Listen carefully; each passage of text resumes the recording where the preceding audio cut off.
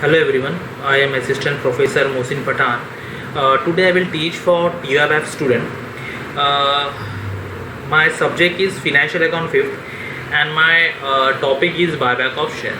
Okay, it is a similar kind of topic which he had earlier done, that is a redemption of preference share.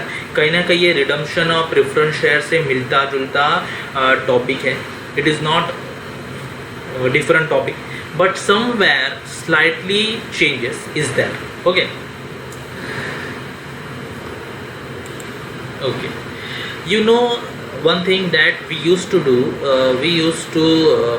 पहले हम लोग basic जो है उसको strong करते थे, टॉपिक को अच्छे से समझ लेते थे. जब टॉपिक हमको अच्छे से समझ में आता था तो डेफिनेटली हम लोग फिर सम्स की तरफ जाते थे, और कहीं ना कहीं आपको याद होगा रिडम्पशन ऑफ प्रेफरेंस शेयर में हमारा टैली हुआ करता था, हमको कॉन्फिडेंस लेवल हमारा हाई था. तो बायबैक में भी हमारा जो कॉन्फिडेंस लेवल है वो हाई होना चाहिए, क्योंकि वैसे ही तरीके से हम जाएंगे कि बेसिक को स्ट्रॉन्ग करेंगे. जब बेसिक स्ट्रॉन्ग होता है तो डेफिनेटली आपका इम्पैक्ट सम की तरफ अच्छा जाता है. ओके, फर्स्ट ऑफ ऑल दिमाग में क्या आता है, what is a buyback of share. Buyback of share means when company purchase its own share from the market. Okay, it is known as a buyback of share. Company अपना खुद का ही share market से purchase करती है, उसी को buyback of share कहते हैं. What is actually why company do a buyback. Company को खुद का शेयर परचेज करने का क्या ज़रूरत पड़ा. व्हाट हैपन्स ना समटाइम कि पहले तो मैं एक बात बताता हूँ कि इंडिया में पहले बायबैक करना अलाउ नहीं था, पर प्रोहिबिटेड था बिफोर 1999, क्योंकि ऐसा कोई सिचुएशन आता नहीं था. लेकिन बाद में international pressure plus domestic pressure, कहीं ना कहीं गवर्नमेंट को भी ये समझ में आया कि कहीं ना कहीं ऐसा रिक्वायर्ड हो सकता है कि कंपनी को अपना ही शेयर्स क्या करना पड़े, बायबैक करना पड़े.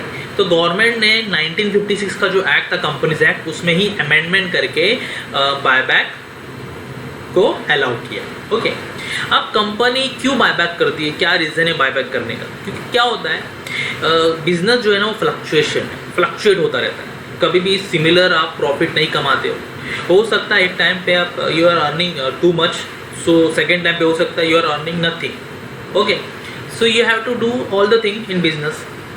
वैसे ही समटाइम इट हैपन्स कि market price of the share is low, even it is low with compare to that face value of the share. Face value से भी कम है, और कंपनी के पास sufficient amount of cash, free reserve, सब कुछ अवेलेबल है.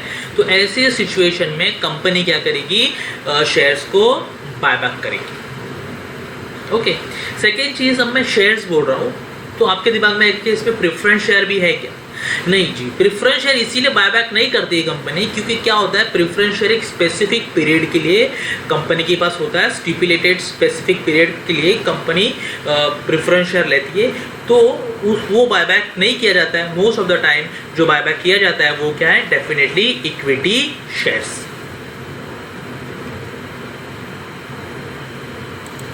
Okay, there are some advantage of buyback. सबसे पहले तो क्या होता है, ऑलरेडी आई टोल्ड यू कि there are sufficient amount of reserve.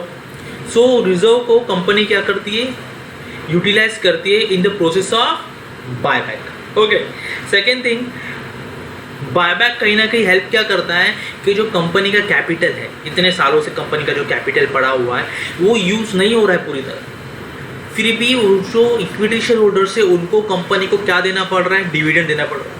Company have to पे a dividend.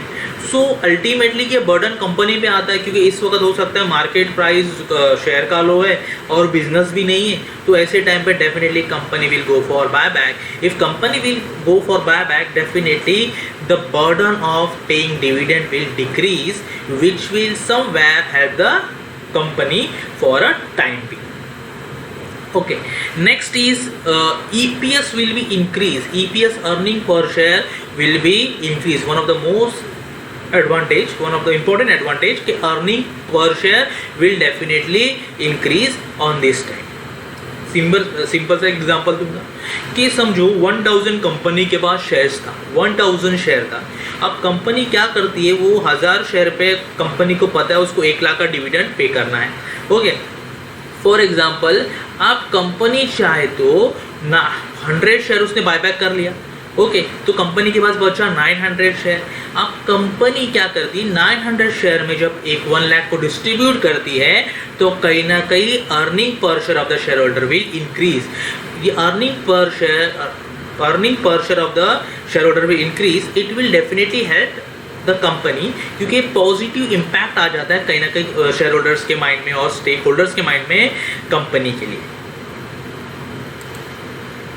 Okay, there are some disadvantage you can say of buyback of share.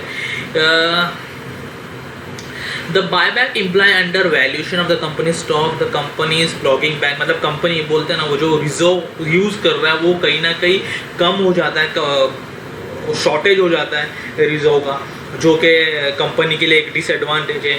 और sometime what happen, companies can go for announcing buyback when they can't find anything better to with that cash. Company कुछ वो जो cash available है, extra cash है, वो कुछ कर नहीं सकती है, तो फिर वो क्या हो जाता है, कंपनी को मजबूरन बोला जाता है बायबैक के लिए जाना पड़ता है, क्योंकि बिजनेस इस वक्त हो सकता है लो हो।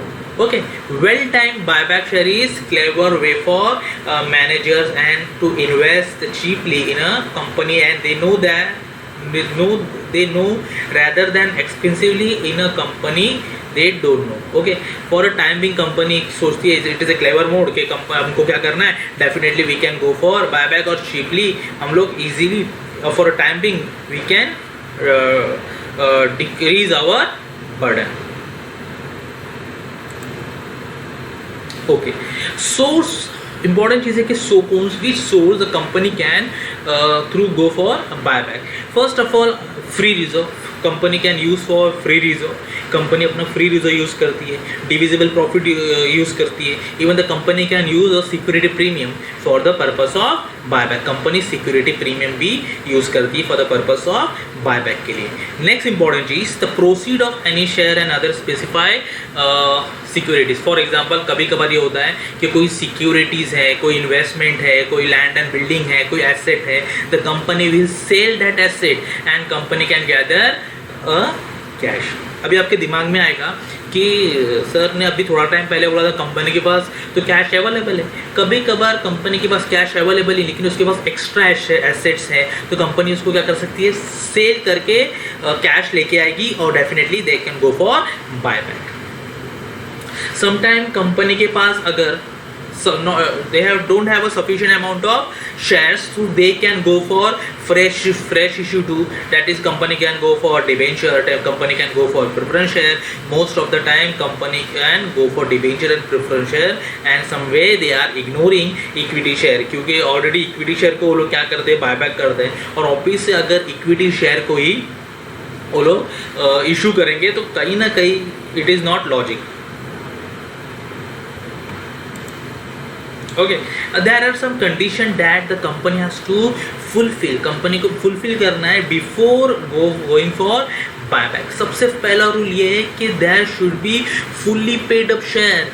पार्टली पेड अप शेयर कभी भी बायबैक नहीं हो सकता है, फुल्ली पेड अप शेयर ही खाली बायबैक हो सकता है। It means fully paid up share can buyback, partly paid up share can not be buyback. Okay, second important is the buyback must be authorized by its article of association of the company. Company के articles book में article of association में लिखा होना चाहिए कि company can go for buyback, then company can go for buyback. उसके बाद भी special resolution should be pass in a general meeting regarding buyback process. Okay, फिर a limit of buyback, there is a rule that 20 more company can't go more than 25%, means company have to company can go for buyback but it is less than 25% of its paid up capital plus free reserve you can say, means company को 25% से कम ही share company क्या कर सकती है, buyback कर सकती है, उससे ज़्यादा कंपनी बायबैक कर सकती नहीं है। और there is another rule that debt equity ratio should be maintain, it should be 2:1 of paid up capital plus free reserve. to, and company has to follow all the rules and regulation and guidelines made by CB. According with the CB, company can go for buyback. If they are not following, company will be in trouble. Okay, the time limit of buyback, company should complete buyback within 1 year of annual general meeting. Okay, declaration of insolvency. Company can declare insolvency. Okay, the restriction on further issue of same kind of company cannot issue same kind of shares in future. Okay. Okay, there are some important objectives for why company is going for buyback. Important objectives means you can see that what are the objectives. First, to increase the promoter holding. There might be chance the promoter holding will increase by purchasing its own share from the market. Okay. Second, we had already saw that the increasing earning per share. I had explained each and everything. Okay. Suppose share value, the value of the share will ultimately increase for a time being, and the take or bid, company can go for the take or bid too. And to play the surplus cash not required by the business, means company had already a surplus cash. Okay, जो मतलब surplus cash है जिसको मतलब use ही नहीं हो रहा है, वो कंपनी ने यूज़ करके उसको बायबैक किया है. कहीं ना कहीं कंपनी भी अभी भी कंपनी को ये लग रहा है कि वो फायदे में, और definitely for a timing it is a good for a company.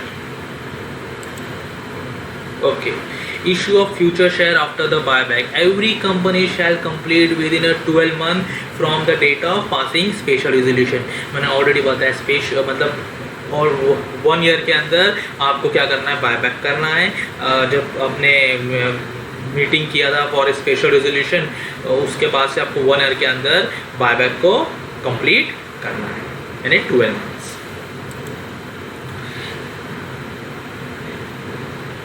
Okay, next है register of securities bought back. Okay, the consideration paid for the securities, the date of cancellation of the securities, date of existing physical destroying of the securities, such other particular में भी prescribe. अभी क्या करना है, company को registrar करना है, registrar के पास फाइलिंग करना है regarding this all information, consideration paid of the securities and date of cancellation of securities when they had cancelled that share, and the date of extinguishing and physical destroying of the security. तो अब वो लोग ने ये सब चीज़ें किया है, कंपनी को क्या करना पड़ेगा, पूरा डिटेल रजिस्ट्रार को देना पड़ेगा.